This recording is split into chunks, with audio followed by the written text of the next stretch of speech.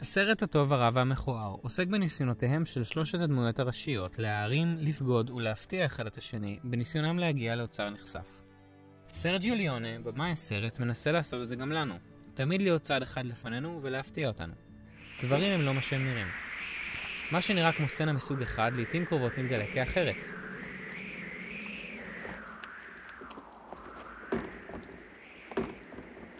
דו-קרב בין אקדוחנים מתגלה כמערב.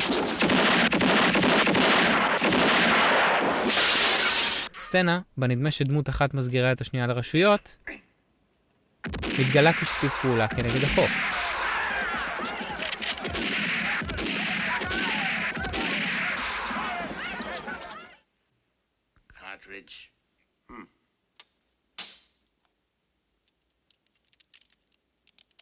ומה שנראה כמו מסע קניות. How much? $20? No. $50. מתגלה כשוד. How much? $100. $200. It's all I've got. מבקר הקולנוע המפורסם, רוג'ר איברט, זיהה חוקיות שהסרט משתמש בה כדי להפתיע אותנו ואת הדמויות. החוק הוא שהיכולת לראות מוגבלת על ידי צידי הפריים. ברגעים חשובים בסרט, מה שהמצלמה לא רואה, הדמויות לא רואות. מה שנותן לליונה את החופש להפתיע אותנו עם כניסות שלא יכולות להיות מוסברות על ידי הגיאוגרפיה הפרקטית של השוטים שלו. Tuco has taken you this far. I will take you all the way.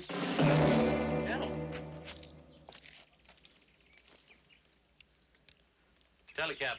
Yes, sir. Come along now. צבא ענק, שבמציאות הדמויות שלנו היו שומעות ממרחק, מתגלה לדמויות שלנו רק כשהוא נכנס לפריים.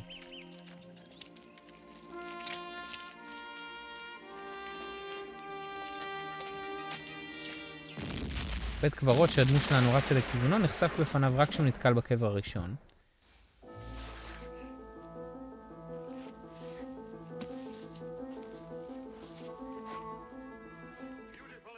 ודמות שהיה אפשר לראות ממרחק קילומטרים בשטח פתוח, נגלית רק כשהיא נושפת בעורפה של הדמות המצולמת. But you don't look like the one who collected.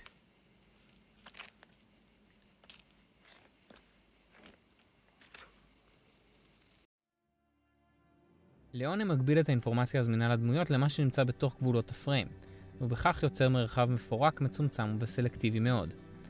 למרות שהסרט משתמש בטכניקה הזו כדי להגביל את המידע הזמין לנו, אני רוצה להתמקד בסצנה שמדגימה איך הסרט משחק עם המרחב הקולנועי בצורה מורכבת יותר על מנת להפתיע אותנו ואת הדמויות. This will be finished. We get rid of these bastards, then we begin making money on those Yankees. They carry gold, not paper dollars. And they're going to beat the South. Look, see that one with a white beard sitting in the wagon? בסצנה הזו, אנו רואים בעל מלון צופה בנסיגת צבא הדרום מדלתו, עד שאקדח נכנס לפריים ומפתיע אותו ואותנו.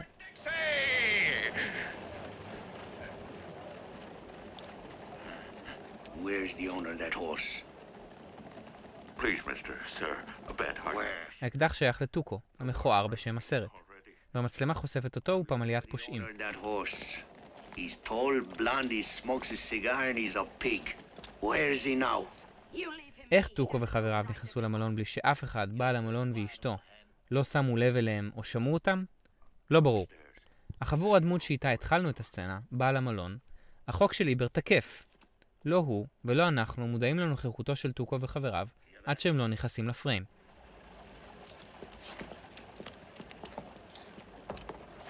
You rotten criminals, how dare you!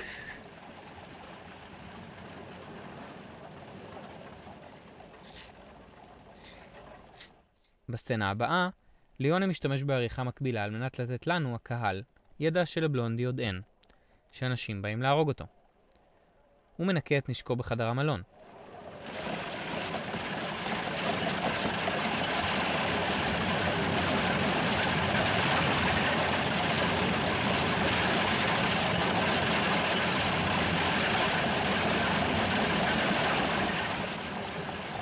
ברקע, כל הצבא הנסוג בחוץ מציין לנו שהסצנה מתרחשת בזמן אמת ובמקביל, ומאחדת בין שלושת מרחבי הסצנה, החוץ, המסדרון והחדר.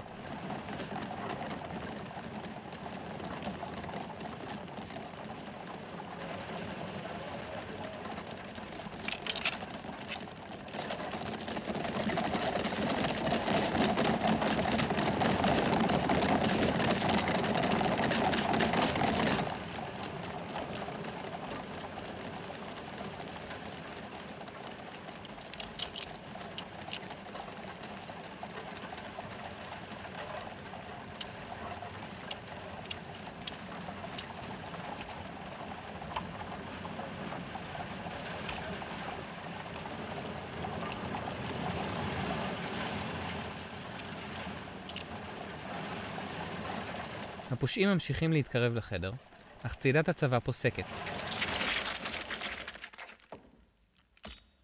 הצליל הדק של הדורבנים על רגליהם חושף אותם לבלונדי. ברגע זה, החוקיות של איברט נשברת והמרחב של הסרט מתרחב. בלונדי מתוודע למה שנמצא מחוץ לפריים שהוא נמצא בו, ופער הידע בינו לבינינו, שהושג קודם על ידי עריכה מקבילה, נסגר.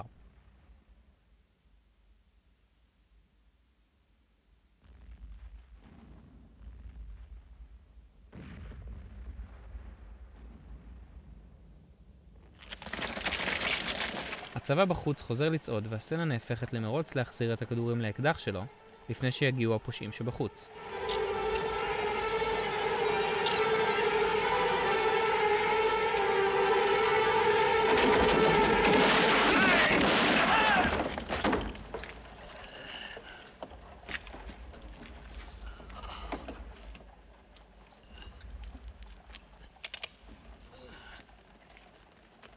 הוא מספיק ברגע האחרון ומגלה להם כיצד להתוודע לבואם. Your spurs.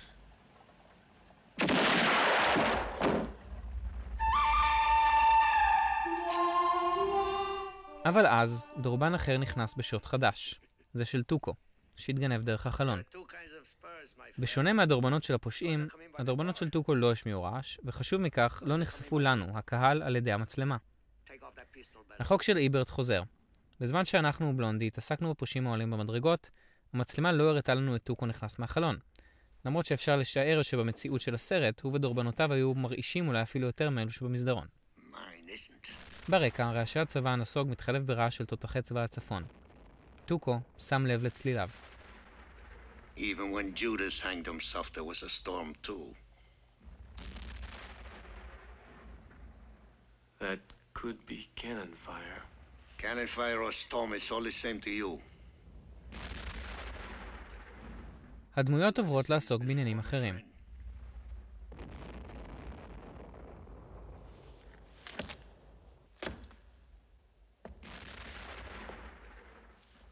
Throw it over the roof beam.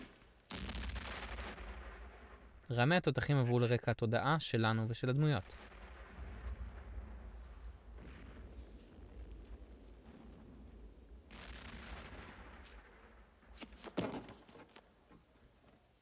Now get on that.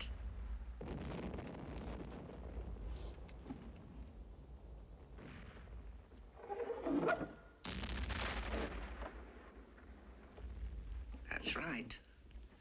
Now make sure the rope is tight. It's got to hold the weight of a pig.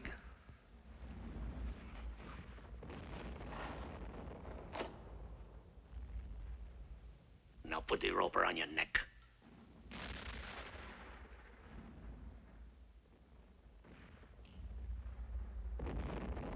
That's very good.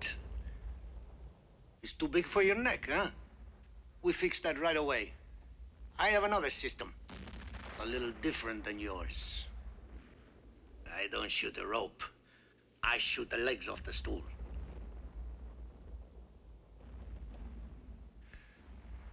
Adios.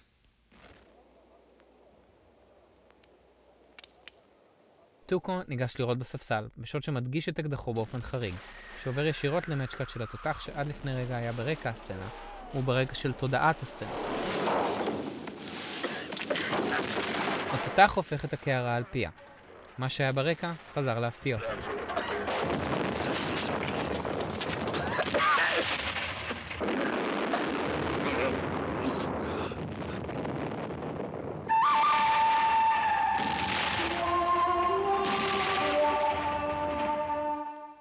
בסצנה הזו ניתן לראות כיצד ליאונה מרחיב ומצמצם את המרחב ואת הידע שזמין ממנו לדמויות שלו ולנו, בין אם בעזרת סאונד, כניסות של עצמים לפריים, או עריכה מקבילה. זאת על מנת לשמור את עולם הסרט מפתיע, מותח ובלתי צפוי.